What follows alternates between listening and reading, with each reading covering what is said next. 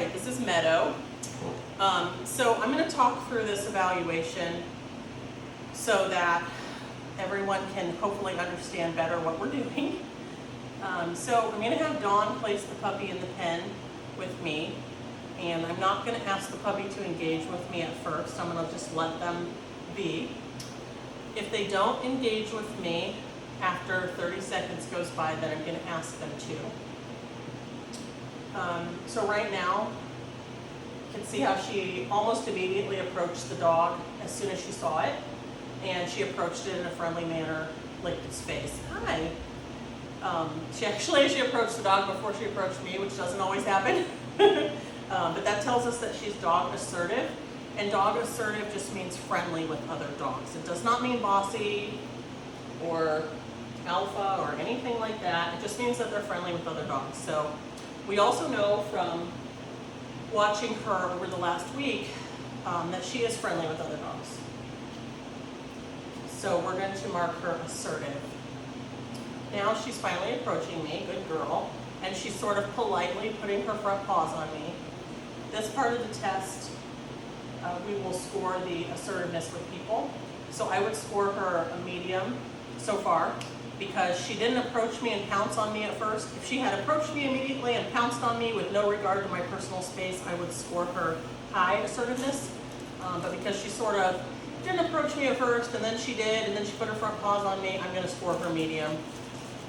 The assertiveness with people, the example we always use is assertive dogs. If you're holding a piece of food, they'll just come up and take it out of your hand. Dogs who are less assertive will not do stuff like that. More assertive dogs will jump on you more. Less assertive dogs won't. And those are obviously, assertiveness can be trained. Like we always train the puppies not to jump on us after we evaluate them. I don't think it will be too difficult with Meadow because she's not highly assertive. So now I don't know if you can see, but she was holding my hand with her paw. It was really cute. Good girl. Doesn't mean anything, it was just really cute. So normally I won't let this much time go by just sitting here, but because I want to explain a couple things, I'm just going to let her walk around and check things out. During the totality of the test, we're going to be watching for a few temperament traits that I will not score until the very end of the test. So one of those is confidence.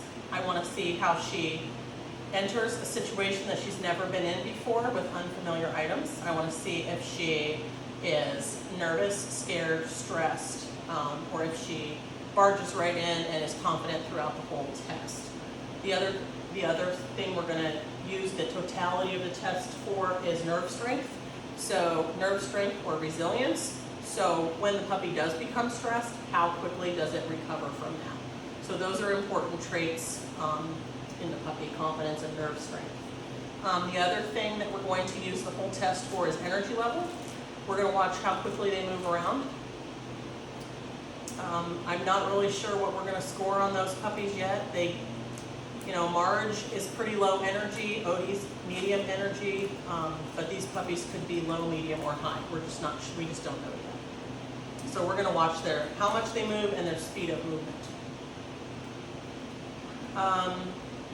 Something else that we're going to not score until the end is their excitability or reaction to movement. So for those of you with young children or cats or other small animals in the home, this would be an important score because the more excitable and the more reaction and movement the puppy has, the more chasing it's going to do. And you'll see me walking around the pen at different times or jogging around the pen, and we're going to watch how the puppy reacts to that. Whether they just sit and look at us or they chase us every time, that's going to be the deciding factor on that score. So right now we're watching her play with the toys that we have out, and this is intentional. We want to see how much prey drive these puppies have. Prey drive is also called play drive sometimes. How intense do they get with their toys? How much prey drive do they have? It's an important thing to know because you need to know if your puppy can be if your puppy likes to play with toys, if they're satisfied in that way. My guess is that most of these puppies are going to have a medium to high prey drive, just from watching them play with their toys over the last week or so. Prey drive, sometimes you'll see that called hunting drive. Aussies don't really have a hunting drive, so their prey drive isn't really relevant to their hunting drive, but it can be relevant to their herding drive. So if a puppy has a high prey drive and a high excitability or reaction to movement, those are the puppies that are going to be a little bit more prone to herd things, chase things like small children and cats. So if you have small children and cats, you're going to want to be cautious on the high prey drive combined with the high excitability or reaction to movement. It's trainable, you know, you can always train your puppy not to chase your kids, but if all other things are equal and there's a puppy available that has a low prey drive and low to medium excitability and reaction to movement, those are always the ones I would choose to be around small children or cats. So let's see if she likes to chase a ball.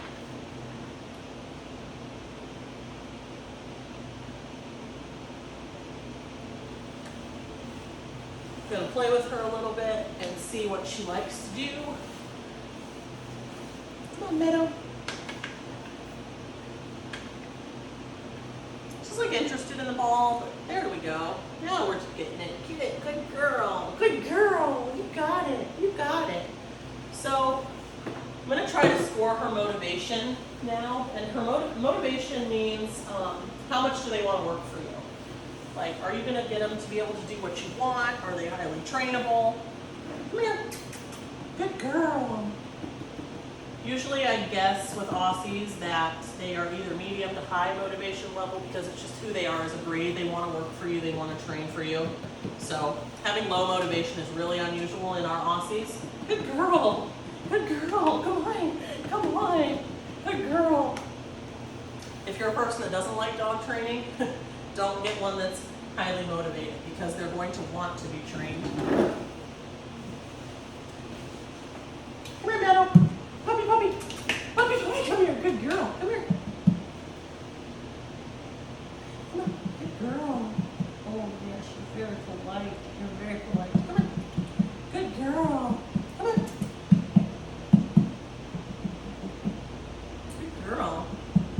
Sometimes if they're unsure about climbing an object and we've tried to just use our voices and our hands to get them to do it, we'll grab their toy that we know that they like and ask them to come that way. Because all puppies are motivated differently. Come on. Come on, puppy. Come on. Come here. Good girl. Get your toy. Why'd you get your toy? Why'd you get up there? Come on. Good girl. See how she wants to get her toy, so she's going to step on that for me. Good girl.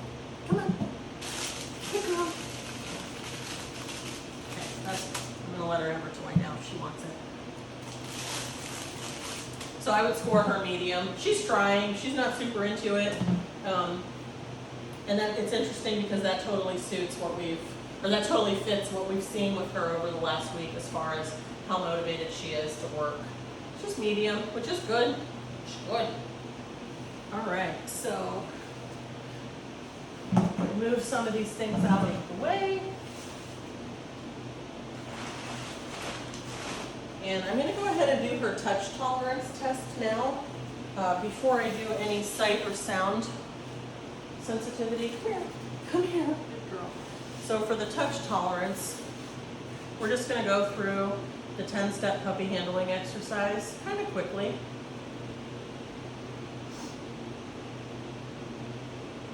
See how they react to it. Some puppies will sort of melt into you like they love the inappropriate touch. Some just tolerate it. So far she's tolerating it.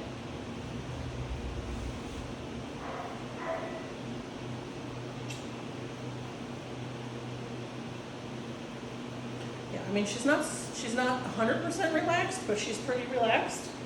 So I would score her like a medium to high. So that's good. Good girl.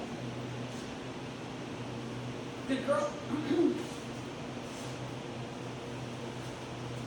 I'm just gonna watch her like as I move around. Is she trying to follow me? Like right now she's not even paying attention to me.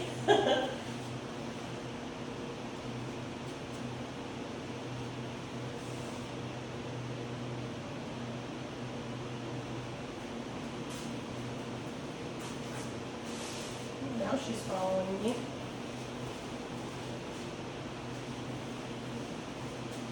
See how she's following me nice and slowly, though? She's not chasing me, so that's good. Okay, so the tarp is the first step of the sight sensitivity. So sight sensitivity is like, how do they react when they see a new, somewhat scary object? That did not bother her. The second part of it is the umbrella popping in their face. So I'm going to wait until she's sort of right here. And then I'm going to open the umbrella in her face and see what happens. Sight sensitivity is a flexible trait. It means we can work on it and build confidence between this age and 16 weeks. So this is not a deal breaker. Like if they startle and run away, we just know that we need to work on sight sensitivity items daily. Good girl. So she startled, but she didn't flee. And I'm not gonna put the umbrella away until she walks closer to it. Good girl. So, good girl. So I'm not sure if she's trying to walk towards the umbrella or if she's going to go get her toy. Now she's checking in with the dog. So we already know that when this puppy is a little nervous, she's either gonna go to her toy or go to another dog. She's using that as her security blanket. And that's totally fine. Good girl. And now she's right up next to the umbrella. So I would reward that. That's a good girl. That's okay. So I'm just going to leave it there for a second. This is a good learning opportunity. I won't do this with every video just because I don't want to take the time. But this is what I would do if I have a sight-sensitive puppy. Whatever it's sensitive to, I would leave that item out, and as they approach it on their own, I would reward that behavior. Come here. Good girl. Come here. Come here.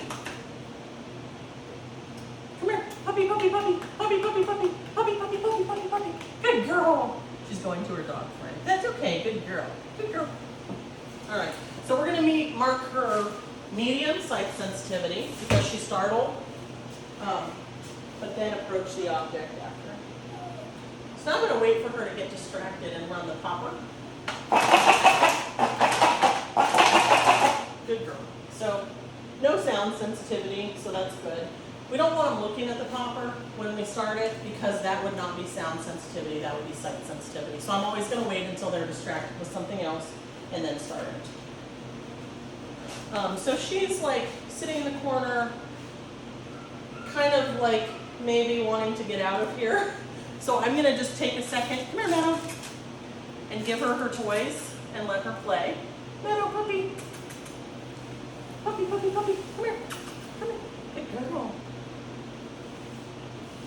Just let her de-stress for a minute. So during the test, like we're not trying to stress them out and we're not trying to scare them. The testing environment is stressful because they've never been in this room before and they've never seen these items before.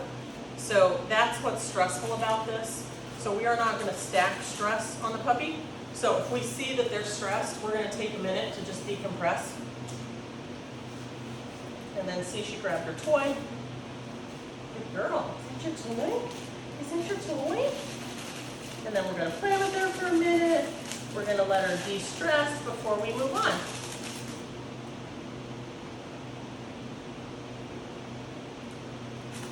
Good girl. Yeah. You want your toy? You want your doggy? You want your doggy? Mm-hmm.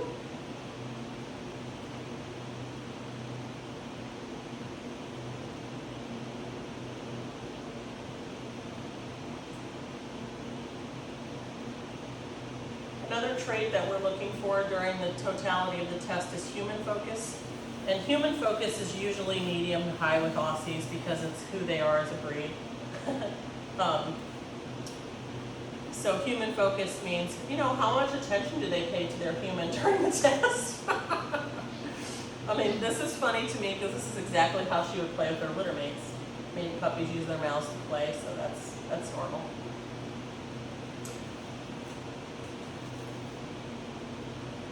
Girl.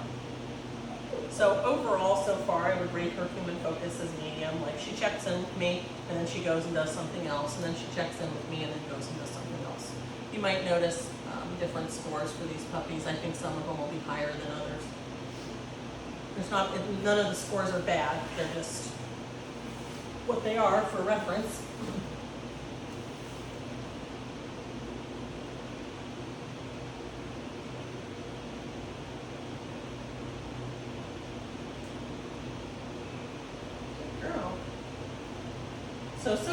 I'm gonna score her confidence and nerve strength as medium. Good girl. You know, when she first was placed in the pen, she was crouched down in a nervous position, walking around, but she got over it as time went on. And then her nerve strength is pretty good. I mean, she got stressed out, but then she overcame it, and now she's back to her normal self. She's a good girl. Good girl. Yeah, good girl. All right.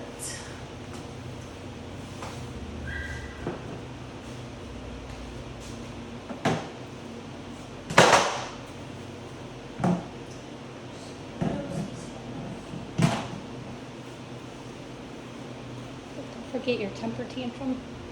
Yeah, I'm waiting till the very end to do that. Okay.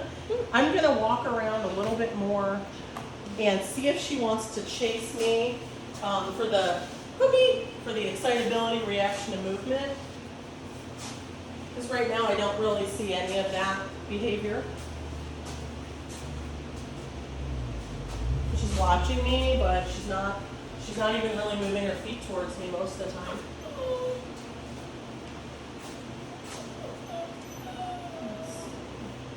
So her energy level, I'm going to score her low.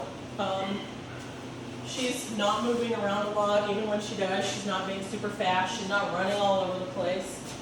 But just remember, even if they score low, a low energy Aussie still has energy. So don't let that scare you if you're looking for a dog that can be an active companion. Any of these dogs will be. So the last thing I'm going to score is the tenderheartedness. So this is like a misunderstood trait. I think tenderheartedness for puppies just means that tenderhearted puppies take on the emotions of their people. They can either feel responsible for them, they can feel guilty about them. When we're looking at tenderheartedness, if we have an extremely tenderhearted puppy, we don't want to place that puppy in an emotional service dog atmosphere. We don't want to place them with small children or any children that would be prone to temper tantrums, anything like that, because over time that will affect the puppy in a negative way. So highly or extremely tender-hearted puppies should not be in situations on a regular basis where there are intense emotions being shown by their owners. So to test this, I just start screaming and fall down on the floor, rolling around, and see how the puppy reacts to it. Ah! Ah! Ah! Ah! Ah! Ah! Ah! Ah! Nothing. She's just sitting there looking at me, right? She's like, what are you doing?